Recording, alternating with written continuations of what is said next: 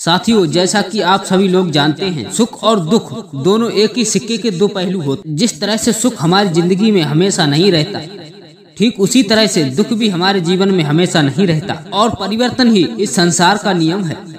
ठीक इसी प्रकार से जो हमारे पास आज है वो हमारे पास कल नहीं रहेगा और जो किसी और व्यक्ति के पास है वो भी उसके पास कल नहीं रहेगा।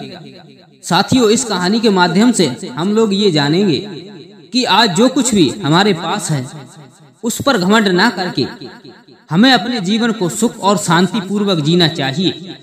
साथियों, एक नगरी में रहने वाला एक राजा और उसके पास किसी भी चीज की कमी नहीं थी। सुख, धन, वैभव एवं संपत्ति और यहाँ तक कि उस राजा की प्रजा उसका जय जयकार करती थी। साथियों, एक दिन उस राजा ने अपने महल में सभी ज्ञानी एवं विद्वानों को एक साथ बुलवाया और उनसे पूछा, क्या कोई ऐसा मंत्र है जो कि हर स्थिति एवं परिस्थिति में, हर दुख में, हर हार में और हर प्रकार के सवाल में बस वो ही एक उत्तर काम आता हो। जब आप में से कोई भी सलाह देने वाला उपलब्ध नहीं होगा तो मैं उस मंत्र का उपयोग कर सकूं और अपने आप को किसी भी परिस्थिति और स्थिति से बाहर निकाल सकूं। उस राजा का ये प्रश्न बड़ा ही कठिन था। ये प्रश्न सुनकर राज्य के सभी ज्ञानी एवं विद्वान सभी सोच में पड़ गए और एक दूसरे से चर्चा करने लगे। काफी सलाह मशवरा करने के बाद उनमें से किसी भी व्यक्ति के पास उसका जवाब नहीं था और राजा के प्रश्न का उत्तर कोई भी नहीं दे सका।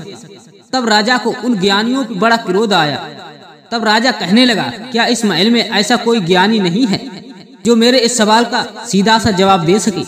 और उसी दरबार में एक व्यक्ति खड़ा था और उसने खड़े होकर कहा, हे राजन, तुम्हें यहाँ पर इसका जवाब कोई नहीं दे सकता, लेकिन मैं एक ऐसे संत को जानता हूँ जो तुम्हारे इस सवाल का जवाब आसानी से दे सकता है। तब राजा पूछने लगा कि वो संत हमें कहाँ मिलेंगे?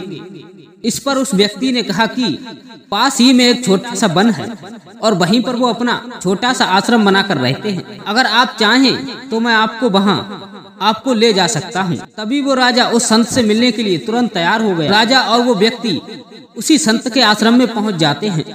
वहाँ पर पहुँचने के बाद वो राजा संत के लिए प्रणाम करता है और उनसे कहता है कि और उनसे पूछने लगता है, क्या आप मेरे इस सवाल का जवाब दे सकते हैं? और वो संत बड़े ही ज्ञानी थे और उनके पास जो भी व्यक्ति अपनी समस्या को लेकर आता था तो वो वहाँ से कभी खाली हाथ नहीं आता था। साथियों, उस राजा के प्रश्न के उत्तरों को महात्मा ने बड़े ही ध्यान से सुना। उसके बाद उस महात्मा ने उस राजा को एक छोटा सा कागज का टुकड़ा दिया। टुकड़े पर उस राजा का जवाब लिखा हुआ था और साथ ही में एक शर्त भी लिखी थी और उस शर्त में ये लिखा था कि हे राजन, आप इसे अभी नहीं पढ़ सकते जब तक आपके ऊपर कोई बड़ा खतरा ना मंडराता हो और आप खुद के लिए अकेला पाएं और आपको कोई भी रास्ता नजर ना आए। जब आप मुसीबत में पड़ जाएं और आपको ये लगने लगे कि मेरे पास कोई दूसरा रास्ता नहीं है, तभी आप इस कागज को खोलकर पढ़ सकते हैं। तब उस राजा ने उस संत को प्रणाम किया और उस कागज को अपनी जेब में रख लिया। यह सब देखकर वो महात्मा हंस पड़े। तब उस राजा ने उस महात्मा से पूछा कि हे महात्मन, कि आप अपने हंसने का कारण बताइए। तब उस महात्मा ने कहा कि हे राजन, आपको अपने सवाल का बहुत ही जल्दी जवाब मिल जाएगा। बहुत जल्दी ऐसी परिस्थिति आने वाली है जब तुम्हें इस कागज के टुकड़े की जरूरत पड़ेगी, तो इस कागज को बड़े ही ध्यान से रखना। साथियों, राजा उस संत को प्रणाम करके अपने महल में वापस लौट आया। कुछ दिनों तक सब कुछ अच्छा चलता रहा। राजा के साम्राज्य में किसी भी चीज की कमी नहीं थी। साथियों, एक दिन अचानक पड़ोसी राज्य के राजा ने उस राज्य के राजा पर हमला कर दिया। राजा की सेना ने बड़े ही बहादुरी से लड़ाई की, लेकिन राजा इस लड़ाई को हार चुका था। राजा को अपने घोड़े पर सवार होकर वापस वहां से भागना पड़ा, लेकिन दुश्मन राजा ने उसका पीछा नहीं छोड़ा और वो दुश्मन राजा का पीछा लगातार करते रहे और लगातार उनके करीब आते जा रहे थे। साथियों, राजा अपनी जान बचाने के लिए लगातार अपने घोड़े को दौड़ा रहा था। तब राजा ने देखा कि इस सड़क का अंत हो गया है और वहीं पर राजा ने अपने घोड़े को रोक दिया। जहां पर वो खड़े थे उन्होंने देखा कि वो सड़क तो नीचे की ओर जा रही है और हजारों फीट की गहराई भी है।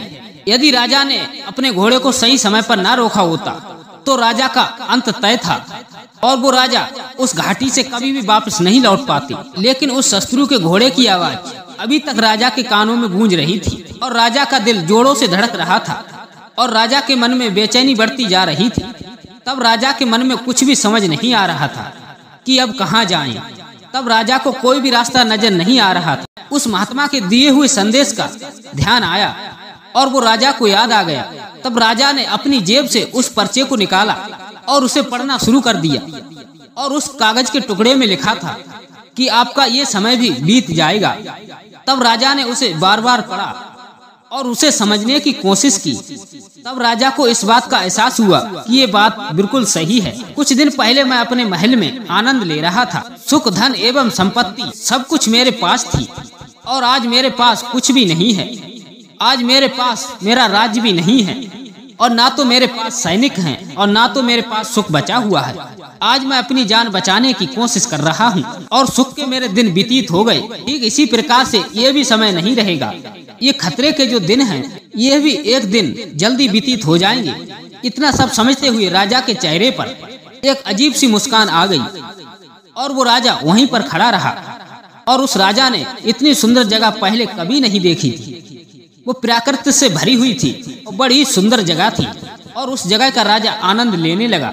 साथियों, राजा को ये भी नहीं पता था कि ये सुंदरता उसके महल का एक हिस्सा है, और राजा ये भी भूल चुका था कि उसके शत्रु उसका पीछा कर रहे हैं। तभी राजा वहीं पर बैठकर आराम करने लगा। तब राजा को उन घोड़ों की आवाज सुनाई देना बंद हो गई, और जहाँ पर राजा खड़ा था उस जगह पर कोई भी उसका शत्रु नहीं पहुँच पाया।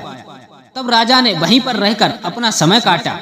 साथियों, उस राजा ने हार नहीं मानी। कुछ ही दिनों बाद उस राजा ने अपने सैनिकों को इकट्ठा करके दोबारा फिर बहादुरी से लड़ा, और दोबारा से राजा विजयी हुआ और अपना खोया हुआ मान सम्मान एवं राज्य उसने सब कुछ प्राप्त कर लिया। तब एक बार फिर से राजा को अहंकार हुआ कि मैं तो बहुत बहादुर हूँ। तब उस महात्मा के दिए हुए कागज का फिर से ध्यान आया। तब उसने उस कागज को निकालकर फिर से पढ़ा कि ये समय भी बीत जाएगा। उस टुकड़े को उस कागज को पढ़कर राजा फिर से मौन हो गया। साथियों, इस तरह के पल हमारे भी जिंदगी में आते हैं।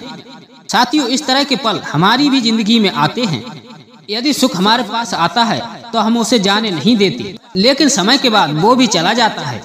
ऐसे ही दुख भी आता है और वो भी चला जाता है। साथियों, इंसान के जीवन में कोई भी चीज अस्थायी नहीं है। ना ही तो सुख अस्थायी है और ना ही तो दुख अस्थायी है। सुख आता है तो वो भी जाता है, और दुख आता है तो वो भी जाता है। और अपनी जिंदगी को आनंद के साथ जीना सीखो, क्योंकि कल क्या होगा ये किसी को नहीं पता। साथियों, यदि कहानी पसंद आई हो तो हमारी वीडियो को एक लाइक करके और हमारे चैनल को सब्सक्राइब करने की कृपा करना। जय श्री कृष्णा। राधे राधे।